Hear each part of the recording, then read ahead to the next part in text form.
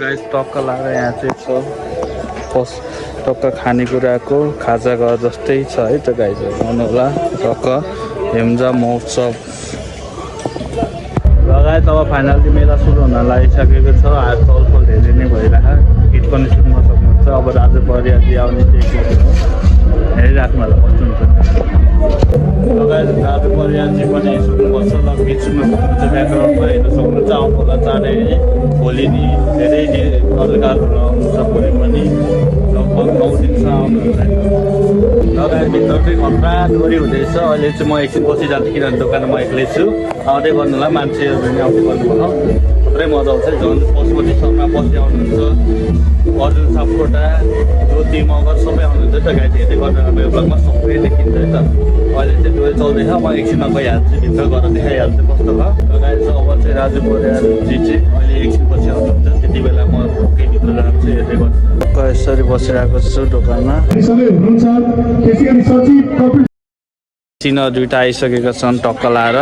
आजको चाहिँ पानी परेर फेरि पनि क्यान्सल भएको छ हिजोको जस्तरी राजु परियार पशुपति शर्मा टक्क पछि आउनुहुन्छ है त पछि आज 8, 9, 10 गते आउनुहुन्छ है त त्यहाँले यहाँ हेर्नु सक्नुहुन्छ गाई दोस्रो पनि खानै छन्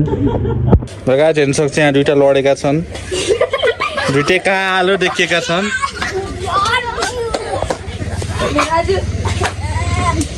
कति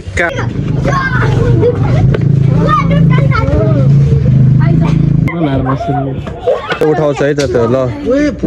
उठाल्लास बल्ल तल उठाएको त्यो थाहा पाइहाल्यो नि ल्यान्डिङ भएन यसको बल त्यस्तो पाएन पाएँ ल ओए ल ल ल ल ल ल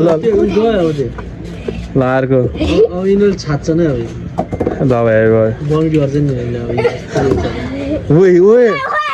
यसले घरमा उचाल्दो रहेछ राख राख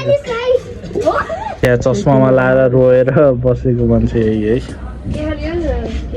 चाहिँ यो महोत्सवको गेट अनि यो चाहिँ इन्ट्री गेट है त लगाए जब चाहिँ सुत्ने बेला हुनु लाग्यो भात पनि खाइसक्यो आजको लागि यति नै बाई बाई